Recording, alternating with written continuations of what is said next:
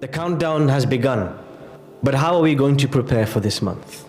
Ramadan is a battle as well. It is not a physical battle with a physical enemy, but it is a battle with the greatest enemy, the enemy inside you and me. In Ramadan, we don't fight the Shayṭān. In Ramadan, we don't fight a person, but we fight the most difficult enemy which we struggle to fight with our entire lives, is us, ourselves. How can we prepare for that battle? How can we ready ourselves for that battle? We know that the month we have just entered, the month of Shaban, the Prophet ﷺ would focus his preparations in this month. As it comes in Sahih Bukhari and Muslim, that his wife, our mother Aisha radiallahu anha, narrates that the Prophet ﷺ would never fast a month, he would fast like this month, the month of Shaban. And as it comes in the hadith of Usama ibn Zayd, who narrates that the Prophet ﷺ would fast almost the entire month. You never saw him fasting a month like this month. And in the words of the Messenger himself, ذَاكَ شَهْرٌ يَغْفَلُ عَنْهُ النَّاسِ. That is a month that slips many people by. بَيْنَ رَجَبٍ وَرَمَضَانٍ. The month between Rajab and Ramadan. And so this month, the physical preparation would begin. The Prophet ﷺ would fast the majority of this month, the month of Sha'ban. He would prepare. When we think about our fast, and we think about the month of Ramadan, is Allah subhanahu wa ta'ala interested? Is Allah subhanahu wa ta'ala looking for you and me to be hungry and thirsty? When we fast, it is not the hunger and thirst that Allah wants from us, but He wants to see who amongst us is most conscious of Him, most fearful of Him, most loving of Him, most hoping of the reward from Him. And that is what Allah subhanahu wa ta'ala looks for. As the Prophet sallallahu alayhi wa sallam informs us, إِنَّ اللَّهَ لَا يَنظُرُ إِلَىٰ صُوَرِكُمْ. Allah does not look at your outward forms, your image, your shape, your body, your physical features. وَلَا إِلَىٰ أَجْسَامِكُمْ, and nor to your bodies. وَلَكِنْ يَنظُرُ إِلَىٰ قُلُوبِكُمْ وَأَعْمَالِكُمْ. He looks at your hearts and your deeds. At this very moment in time, this very moment as you hear this, my voice speaking to you, if Allah were to look into your heart at this moment, what would He see? Does He see sincerity? Does He see humility? Does He see the love of Allah? Or does He see distraction? Does He see someone who's heedless? Someone who's forgetful of Him? Someone whose heart is not there in the worship? The preparation for Ramadan should not be a physical preparation. We have to prepare the heart. The battleground is in the heart. We know that this Qur'an, when it was revealed, a book did not drop out of the sky and slam in front of the Messenger sallallahu alaihi wasallam. Rather, as Allah tells us in the Qur'an, نَزَلَ بِهِ الرُّوحُ الْأَمِينَ.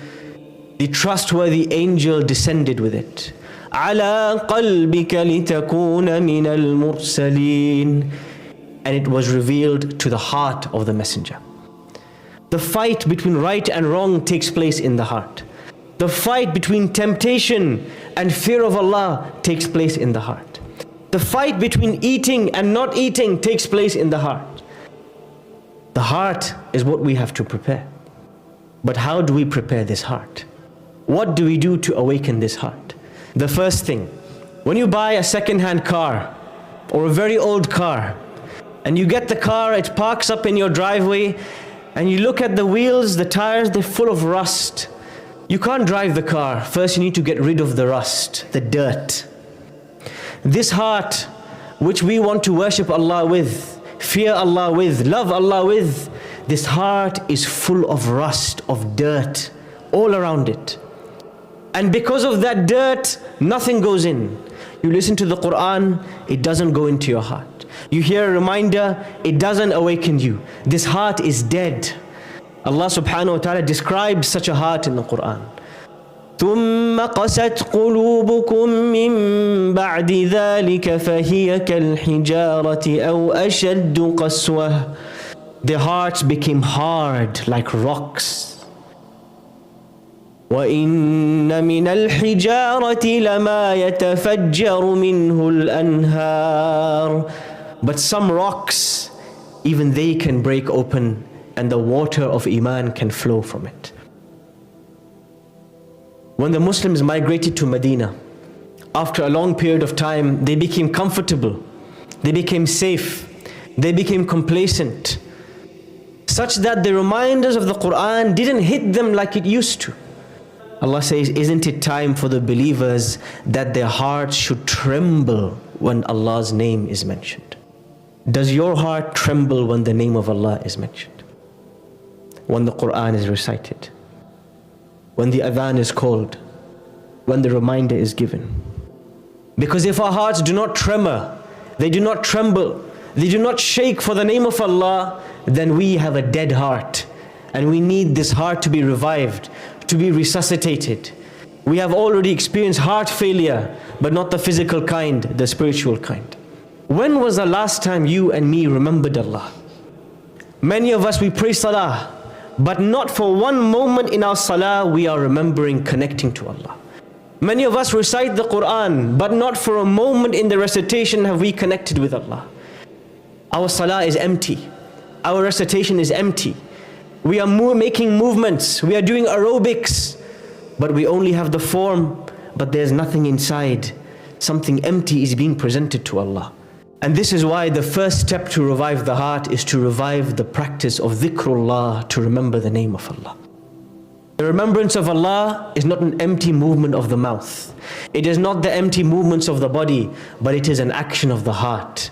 When the heart remembers our Creator, the one who sustains us and provides for us, who birthed us and who will take us back, when we remember Him and we appreciate Him and we are comforted by Him and we feel the fear of Him, this is the reality of the remembrance of Allah. Without which our salah is dead and our Qur'an is empty and everything we do has no meaning if it is not filled with the remembrance of Allah. This is the first step.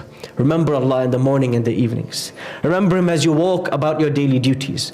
Remember Allah when you're on your commute, driving, stuck in traffic. Remember Allah when you wake up in the morning, as you eat your breakfast, as you go on your daily duties. Do not let a moment of the day except your heart is thinking of Allah. And every time your tongue moves, and every time your lips shift to mention His name, know that Allah has mentioned your name amongst the angels. Udhkurullaha yadhkurkum. This is the first way to awaken the dead heart. The second way to awaken the heart is to make tawbah to Allah, to ask Allah's forgiveness. Because the heart only becomes hard from one reason and one reason only. And that's not rust, and that's not dirt. That is the sins that we do. They make the heart hard. They make this heart like a rock. No Qur'an recitation can enter this heart. No remembrance of Allah takes place in this heart, because of the sins that have taken place. Allah says in the Qur'an, كَلَّا بَلْ رَانَ عَلَىٰ قُلُوبِهِمْ مَا كَانُوا يَكْسِبُونَ. No, their hearts have become hard because of the sins that they used to do. There is a reason why, my dear brothers and sisters, that nothing moves us anymore, that nothing reminds us of Allah anymore. There's a reason why we are cold, we are numb. It is because our sins have overwhelmed us and this heart is now hard. What is going to break open this rock to let the flowing waters of the remembrance of Allah inside? There is only one thing that can open this heart again, and that is to repent to Allah with a sincere repentance. Allah says in the Qur'an, يا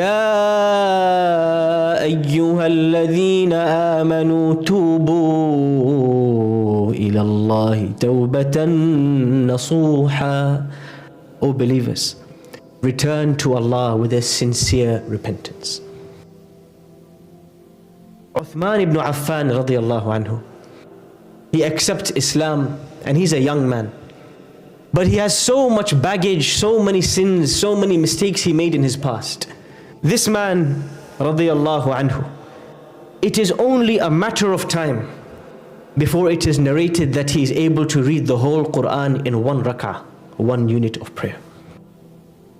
What is it that allowed him to reach such a height in his closeness to Allah, in his relationship with the Qur'an? It was his sincerity in his repentance to Allah. When he asked Allah's forgiveness, he asked Allah's forgiveness with tears in his eyes and a broken heart.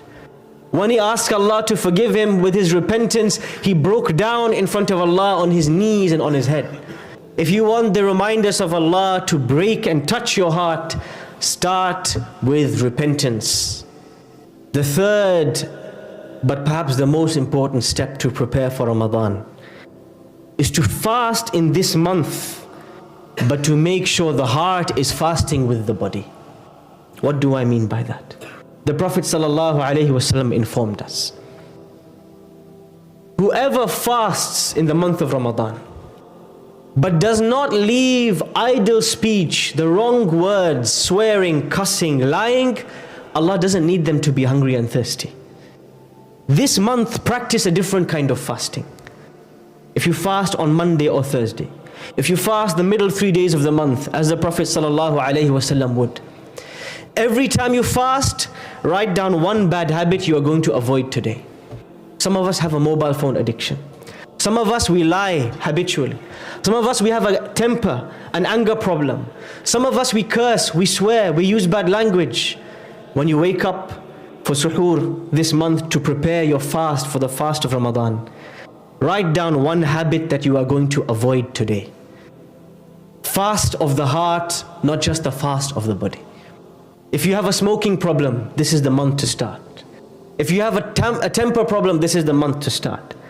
If you are using your tongue in the way it shouldn't be used, or your eyes in the way it shouldn't be used, this is the month to practice. Don't just fast with your food and drink, fast with the heart, because that is the best preparation for the month of Ramadan, the month to come.